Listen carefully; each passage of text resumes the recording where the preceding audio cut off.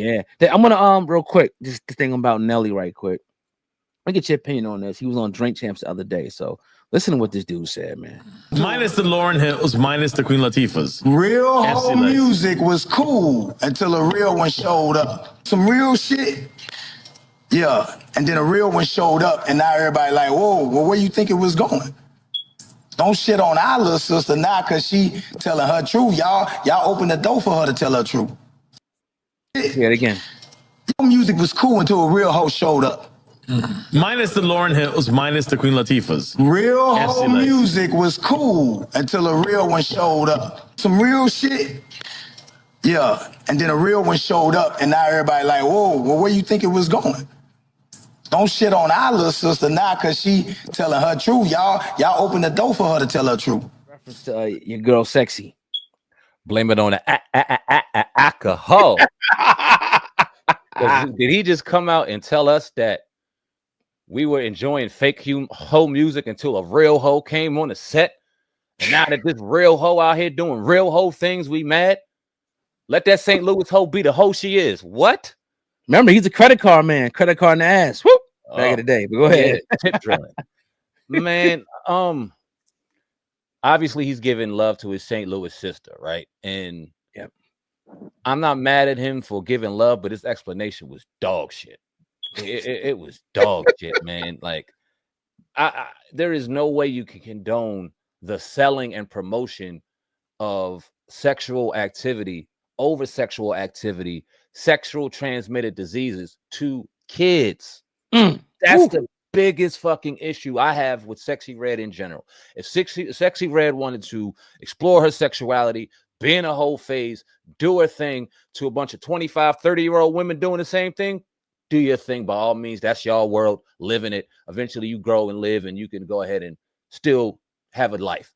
But they promote it to 13, 14, and 15-year-olds. They playing this shit at semi-formals and proms and shit. That's the problem. Because these 13 to 14-year-olds don't know any better. They're just impressionable. If we sitting there having debates on whether or not this grown woman in Cassie was impressionable by this grown man and being catered and groomed by this grown man, but we can't have people within the same sex grooming our children through influence, grooming our children through what they're putting out. Who the fuck is buying booty brown lip gloss but babies? So it's like, I'm sorry, Nelly, and maybe you missed the entire point. You in there drinking some good liquor, having a good conversation with, I'm sure, some bros, and you wanted to give some love to Sexyy Red. But when you look at it in the context of it, bro, nah, that is not it. And I'm sure Ashanti took your ass home and told you that. Right. And then it's like, when I look up, you go to, they got the AI overview on Google. I put in the target audience of Sexyy Red, just real quick. Yeah. Sexyy Red's music and brand appeal to a younger demographic, likely due to her direct and relatable portrayal of sexuality and her energy, confident delivery. And that's just, obviously, but we already did research before, and we already looked at her demographic. And even not, you don't have to even look at it. Be in the schools, be around the young girls when the music come on, be in the neighborhoods. You can see the influence. You can see what they're singing without doing any research. So it's an issue. That's like somebody saying, oh, these drill rappers, they talking about killing each other and drilling on each other, but he telling the truth, so let it ride. No, hell no. He a real driller. The real driller came through. They got problems. What? That's crazy. And like you said, the delivery was all like, man, Nelly, like, what's up, bro? And I mean, what else do you expect from Nelly? Honestly, we really can't look at these dudes on any moral type of high ground. Are they going to give us any type of intellectual, prowess or anything like that? A guy, you know what I mean? That, whatever. But it's like, come on, we it's not that we want to attack her, but we have a duty to protect the youth and protect the image and call this shit out.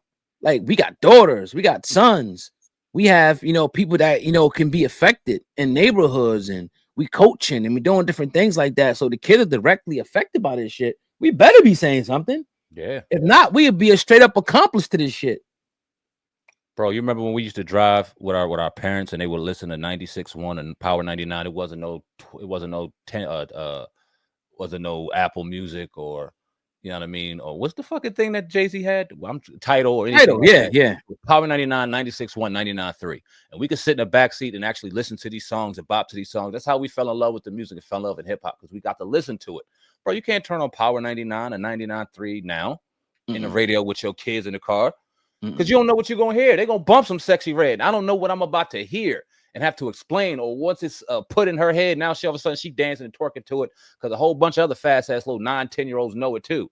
Nah, dog, it's a different day and age, and it's like we don't want to sound like Miss C. Dolores Tucker did back in 91, 92, even though she was definitely on to something. We're not trying to sound like we just old people get off our porch type people, but we really gotta talk about this and bring light to what they're projecting to the kids, man. They're not talking to 40-year-old people like us, 30-year-old, 25-year-old. They're talking to 15, 16, 13-year-olds. That's the problem.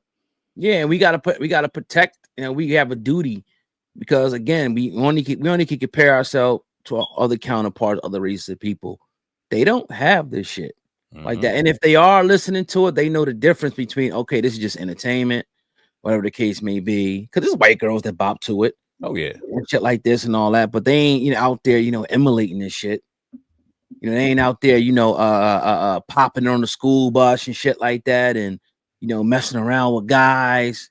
14 years old, you got 4 or 5 different dudes you talking to and shit like this. You have people like her and people that came before her directly are to blame, and the parents' influence. I don't want to make it seem like we're just, going after her, but she is complete trash and an enemy to the people. Sexy Red, period. There's nothing else nobody could tell me. And I get tired of these dudes with podcasts and shit giving her fucking head, bro. For lack of a better word, blowing it. Oh, you the best thing since sliced bread. Oh, that's our sister. Nah, fuck her. You destroying a whole generation of the youth with your bullshit. Yep. I'm not gonna sit up here and tiptoe on the shit. Fuck her. And some adults that think they still kids, they the one distributing it to their kids too. They don't get a pass because the kids will listen to it and rock it. As soon as they walk in their house, their mama dumping that shit too, twerking on the phone. So we got a global responsibility to call out the bullshit. And even like I seen something she put up recently, maybe like a couple weeks ago. She's like, she hears the negative shit, but she's still popping it. She's still like, I'm still a hoe. I'm messing with mad dude. And then you got somebody else that made a song even worse and worse and worse. And like, what is this turning into? What happened to and then and here's the part I'll end on my end of it, man. Like, even the song I was listening to the other day, the song with Cole and Dirk, All My Life. Like just listening to that joint, that's a great song. And the kids are singing it. So you can have a positive influence with the positive song and it still be dope. It don't have to be ratchet music for it to be dope. It could still be a positive messages and the kids can sing to it and it's be good for them and it still be a dope ass song. How many dope songs that we came up with? Bob Marley's, your Lauryn Hill's, Jay-Z songs, Nas songs that were positive messages and was still dope as shit. So I don't want to hear that argument from people.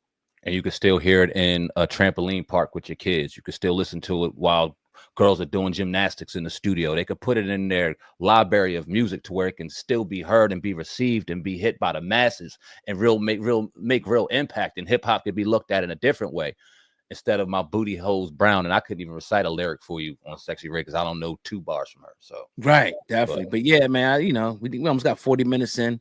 Yes, appreciate the people listening again. Yeah, we'll get off here. Salute to the people, and we'll jump into the sports one right after this. But I appreciate y'all listening in, man. Make sure you guys hit the thumbs up, leave a comment, and stay locked in with us, man. We got a lot of good, positive things coming, a lot of good interviews coming up.